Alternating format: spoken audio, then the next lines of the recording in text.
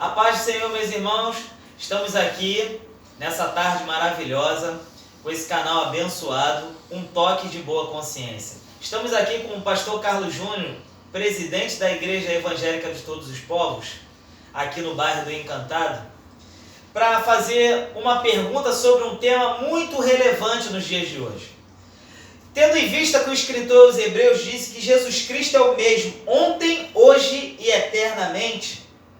E Paulo, em 2 Coríntios, capítulo 12, 10, diz: pelo que sinto prazer nas fraquezas, nas injúrias, nas necessidades, nas perseguições, nas angústias, por amor de Cristo. Porque quando estou fraco, então estou forte. Então, Paulo estava dizendo sobre raízes, criar raízes. E, como eu disse, o tema relevante de hoje, para fazer essa pergunta que eu creio que tem muitos outros cristãos se fazendo hoje em dia, é: pastor, por que a igreja tem produzido cristãos tão fracos nos dias atuais? Meu amigo, essa pergunta, como você falou, é relevante e muito pertinente, né? Queremos agradecer aos nossos amigos, né, os participantes aí de todos os vídeos que nós temos feito como resposta, né, àquilo que professamos e a fé que temos.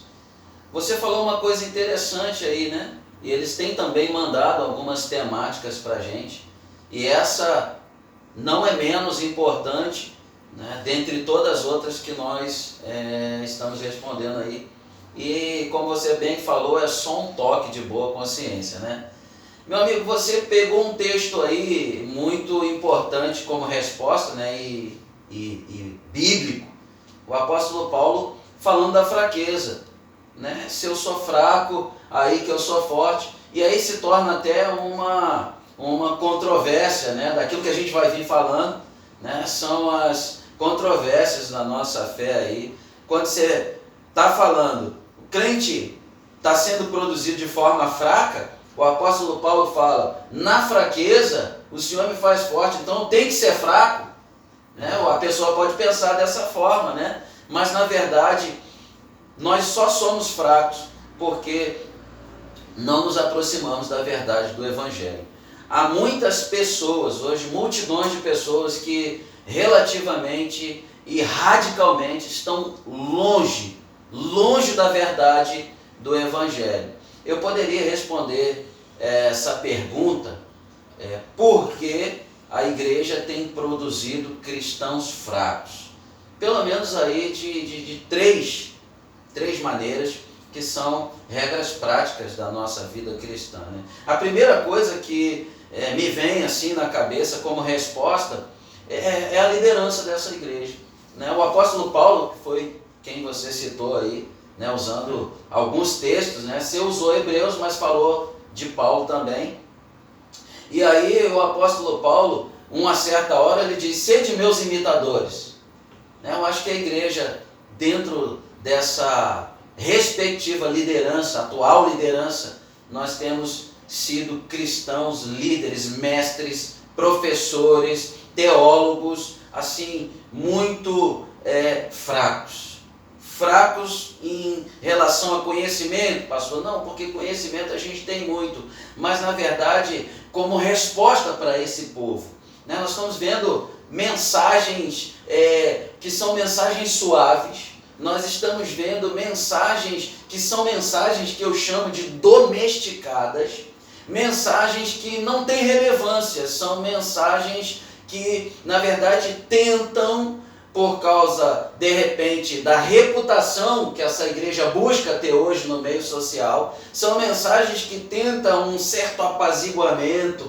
uma mensagem de amor e paz com todos, mas essa não é a proposta, na verdade, do Evangelho. O Evangelho, ele vem na contramão daquilo que o mundo quer viver. Na verdade, nós temos visto algumas pessoas que não só apenas são ativistas, mas na verdade são idealistas e são ditadoras. Eu não tenho nada contra meu amigo diácono Ari, contra ideais, pessoas que são pensantes. Eu não tenho nada contra nem alguns ativistas, mas eu tenho contra ditadores. As pessoas, quando elas saem desse campo da inércia para o campo do pensamento, do pensar, eu acho isso interessantíssimo, né?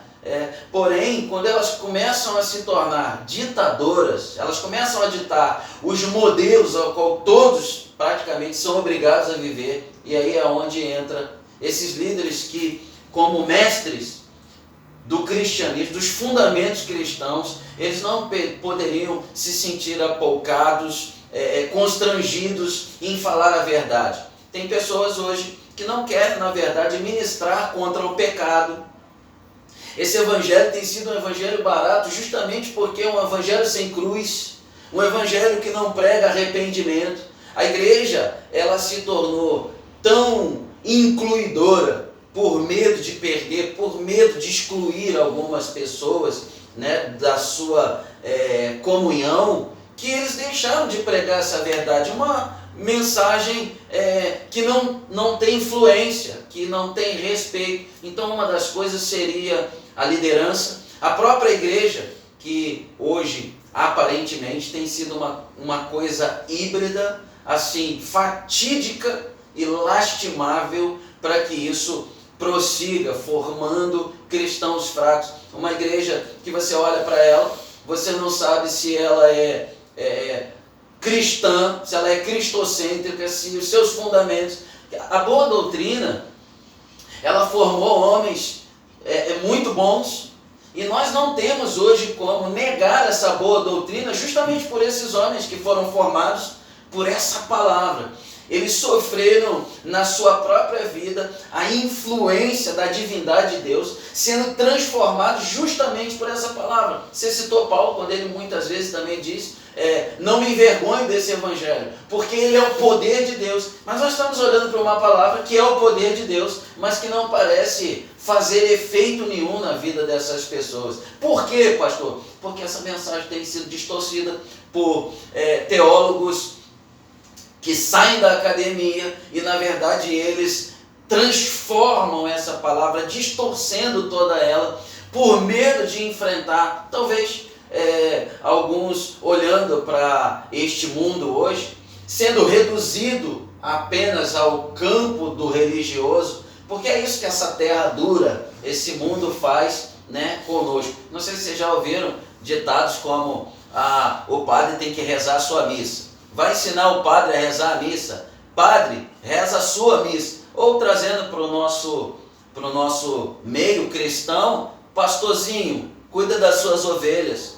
Vai falar com as suas ovelhas, porque somente as suas ovelhas que têm que te escutar. Então reduzem o ensinamento do cristianismo apenas às quatro paredes da igreja, quando na verdade o próprio Senhor enviou os discípulos dizendo, ide e pregai o evangelho a toda criatura, ao mundo, na verdade, e ele nos tirou das quatro paredes para ir ao mundo, para ministrar essa palavra ao mundo. Então, primeiro, a liderança. Segundo, a igreja, que ela é híbrida, uma igreja misturada, a qual você olha para dentro dessa igreja e você não sabe se verdadeiramente essas pessoas são cristãs ou elas são mundanas. E por último, eu colocaria também a responsabilidade sobre o indivíduo.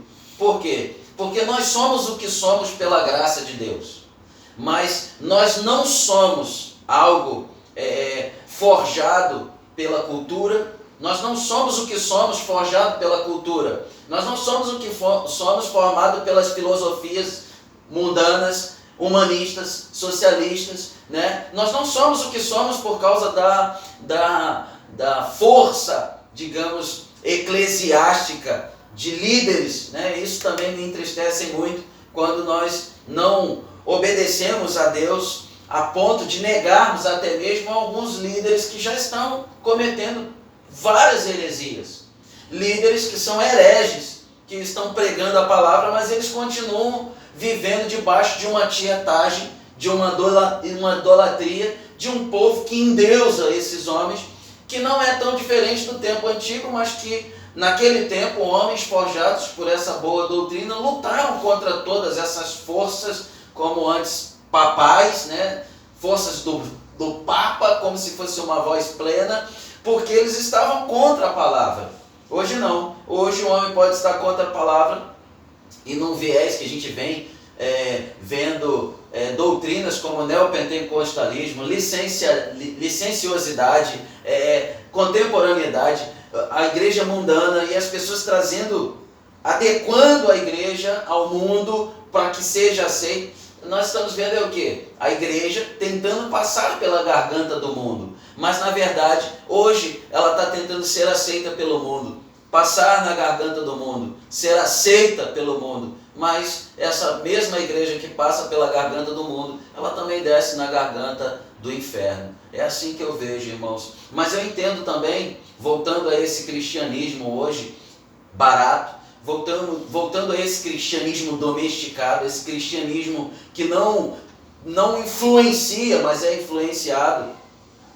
Eu entendo alguns líderes quando disseram esse Deus é um Deus fraco. Eu entendo alguns líderes quando olham para esse cristão que a gente chama hoje de um cristão formado na oficina, né? Quando trazido da origem da palavra workshop, na verdade uma oficina onde ele é trabalhado, nós conhecemos agora o cristão worship, né?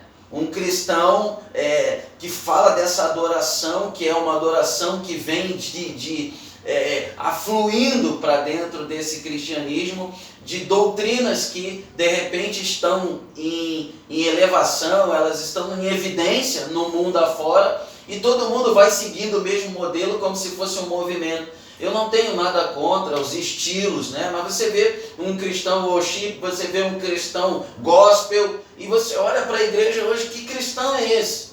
Que crentes são esses que a gente está vendo hoje? Então, é culpa da liderança, é culpa da própria igreja, e dentro disso, culpa do próprio indivíduo, porque nós somos um corpo, mas nós somos também um indivíduo. E aí o que acontece com isso, meu amigo, é que esses cristãos, dentre vários estilos de cristianismo que a gente tem visto hoje, estão sendo formados por essas oficinas, pela tela do iPad, do iPhone, né? Pelas televisões, pelo YouTube, e aí a gente vê isso tudo acontecendo e pensa numa coisa: Cristo, se quisesse nos formar dessa maneira, não tinha vindo para nos ensinar, né?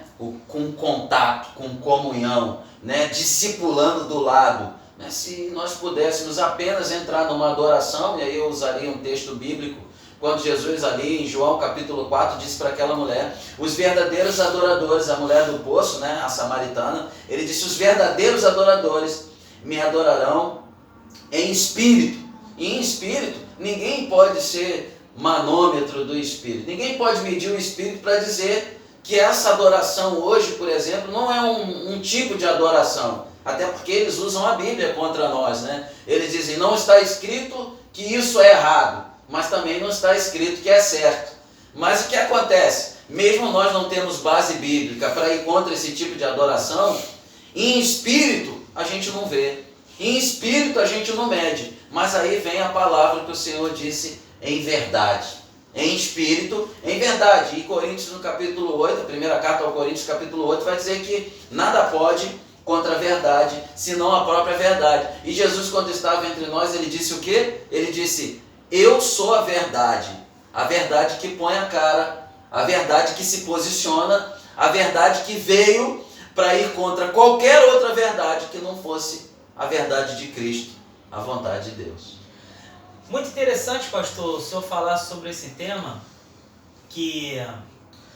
sobre essas pregações de hoje, não evolutivas no caso, mas também trazendo ao nosso entendimento uma evolução também, porque é a graça de Deus, o amor de Deus, o mérito. Se tem pregado muito isso, e o senhor acha que são as ferramentas, porque diante de tantas coisas temos ferramentas hoje, utilitárias para buscar a palavra de Deus. E naquela época, quando Jesus criou discípulos, não havia esse canal de ferramentas, havia, como o senhor disse, o contato físico. O senhor acha que estamos pulando etapas? Ou estamos, como o senhor disse também, criando ovelhas domesticadas, em vez de criar discípulos verdadeiramente? porque eu sou muito suspeito em dizer isso, né, pastor? Porque vivemos aqui o evangelho ao qual o Senhor tem nos ensinado isso, né? Que devemos viver a palavra para depois pregá-la, porque pregaremos a palavra sendo testemunho da nossa vida, né? E a verdade é a palavra de Deus. E o Senhor falou sobre a carne, né? O que o Senhor acha sobre tudo isso? Falta ferramenta? Falta doutrina? Falta verdade? Ou falta enfrentamento do mundo? Porque, como o Senhor disse, a igreja tem criado meios do mundo para ser aceitos dentro da igreja. E aí, o Senhor vem num viés totalmente inverso disso, como combater o mundo, né, diante da verdade que é o evangelho. A igreja sendo o pilar, né, como dizem muitas pessoas aí, sendo a última. Quando não há mais circunstância nenhuma, a igreja sempre é a última, como na verdade ela deveria ser a primeira. O senhor acha que falta ferramentas, falta ensinamento, falta teologia? O que está faltando para criarmos raízes? Então, meu amigo, quando você entende que para uma sociedade a última instância, né, o último recurso seria a igreja, quando na verdade esse momento, por exemplo, que nós estamos vivendo hoje, essa crise, né, de pandemia, você percebe que diante da necessidade de uma sociedade, primeiro eles querem abrir o comércio, né? E abre-se bares e todas as instituições de conveniência, né?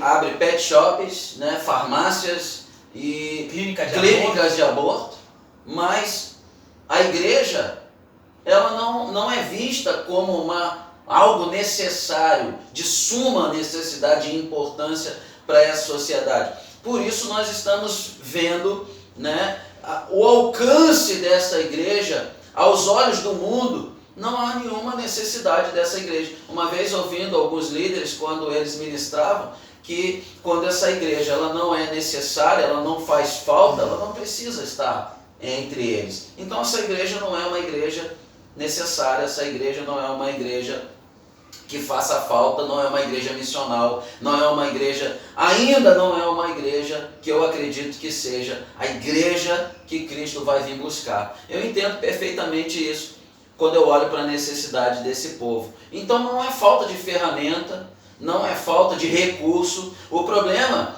é o recurso que nós estamos procurando ou fazendo mau uso dos que temos, né, para encontrar essa resposta. Porque na verdade, quando Agostinho diz que nós temos duas naturezas, a espiritual e a carnal, né? E essas são controvérsias. Quando Calvino e Lutero falam a mesma coisa sobre liberdade, né?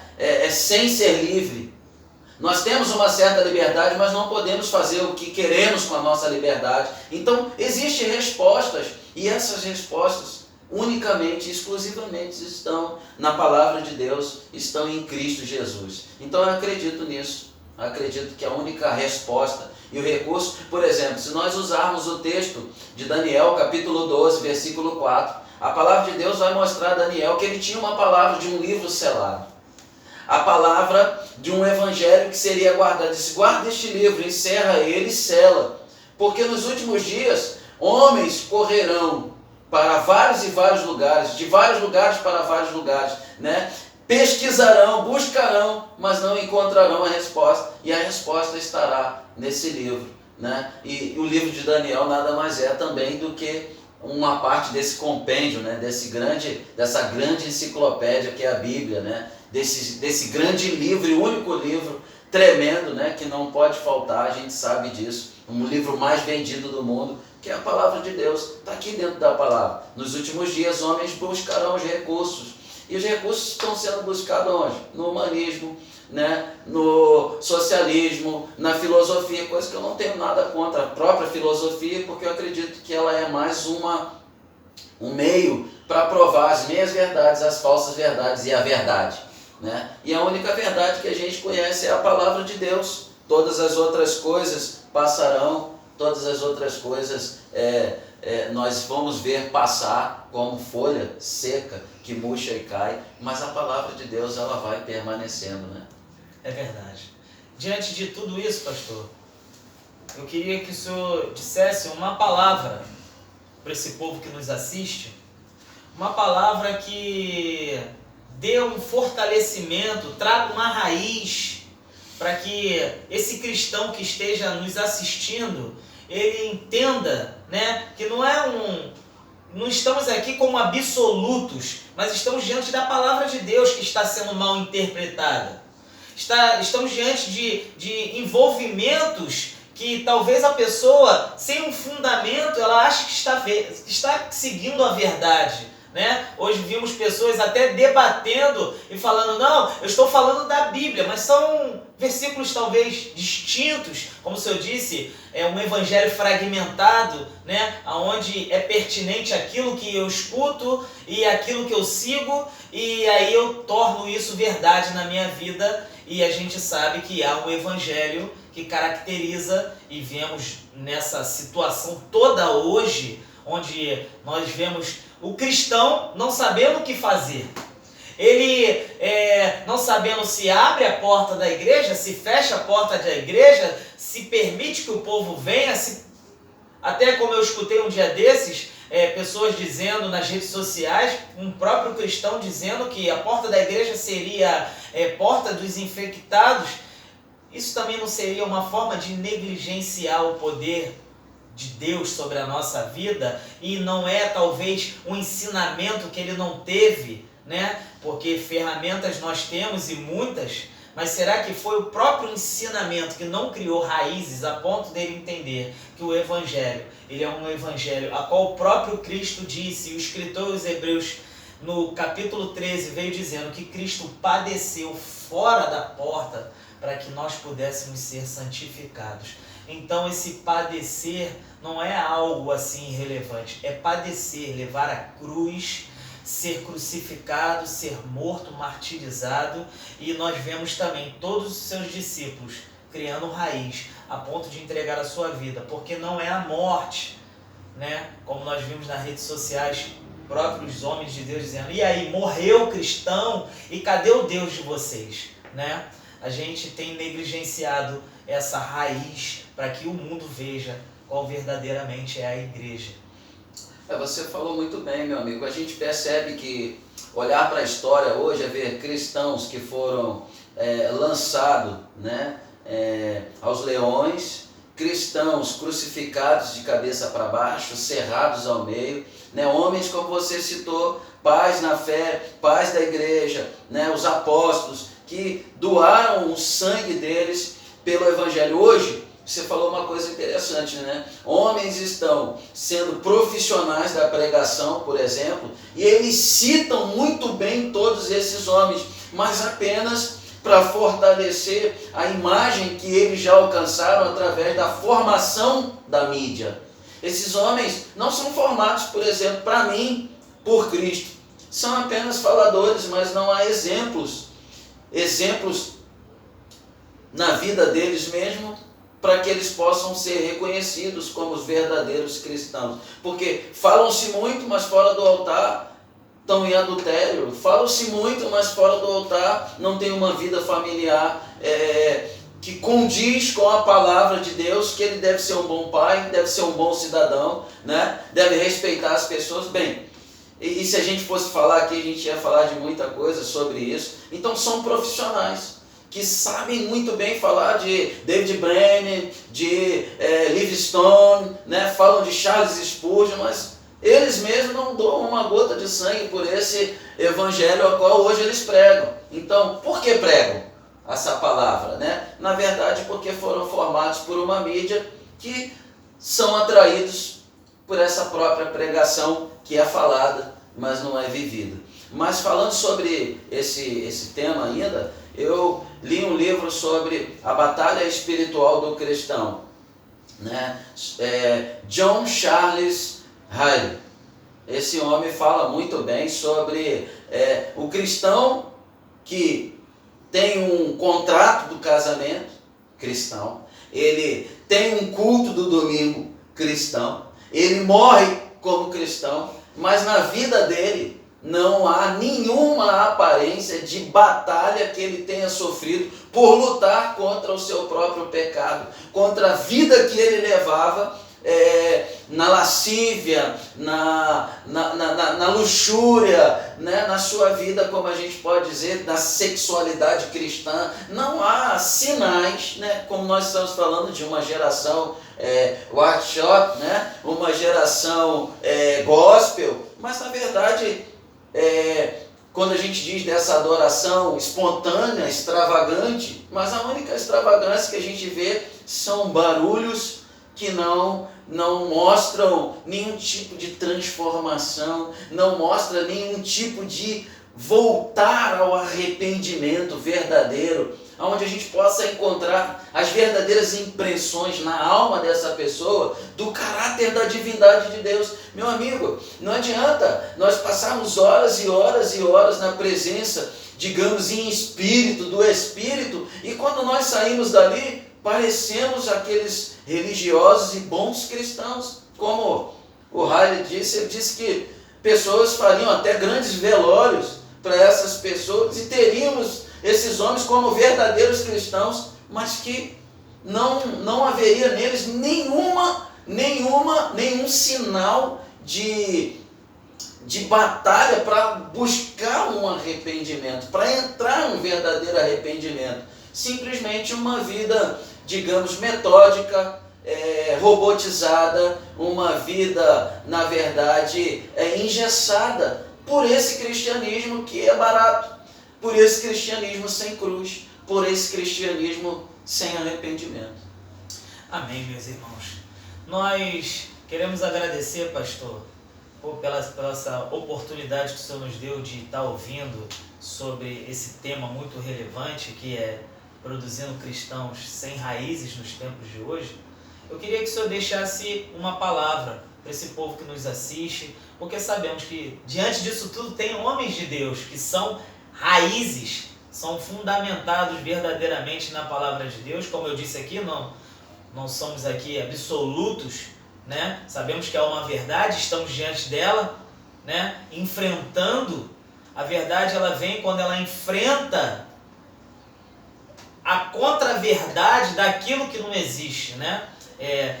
Muitos temas relevantes, como homossexualismo, como drogas, como prostituição, né? Mas eu tenho certeza que há um povo que quer escutar uma palavra, e eu queria que o Senhor deixasse algo para esse povo que nos assiste, para que eles entendam que a verdade do Evangelho está em Cristo Jesus. O que nós estamos falando hoje aqui não é uma regra, né? Na verdade, nós sabemos que existem bons cristãos, homens e mulheres de Deus, que estão enfrentando, né, esse mundo e não permitindo que eles sejam apalcados e reduzidos apenas a um campo religioso ou às quatro paredes, mas eles estão aí enfrentando processos, se posicionando contra todas essas leis que estão tramitando contra o que a gente acredita hoje, que é a família, né? A célula máter da família, que é o homem, a mulher, né? É o filho, né, desse casal. Então, nós cremos nisso e entendemos que existe cristãos genuínos, mas a esses, né, desordenados, a esses que estão fora e relevantemente e radicalmente distante dessa verdade do Evangelho, nós só podemos deixar um conselho hoje: volte ao Evangelho, volte à palavra de Deus. A Bíblia diz isso, que se nós nos voltarmos o rosto para o Senhor, Ele não vai se afastar de nós. E eu creio que Ele está bem perto de cada um de nós, muito perto. É verdade, pastor. Nós estamos encerrando agora. Deixe seu like aí, compartilhe esse vídeo. É só um toque de boa consciência para que nós expandíssemos o reino de Deus sobre a sua vida e sobre a vida de outras pessoas. Um toque de boa consciência. Esse é o canal da sua vida e da vida do cristão que tem raiz. Amém? Fique com Deus, que Deus abençoe a sua vida, que Deus traga prosperidade em dias difíceis. Senta o dedo no like aí, irmão. É verdade. Graça Toca e aí o paz. sininho, se inscreva no canal lá da gente. Deus abençoe vocês em nome de Jesus. Amém.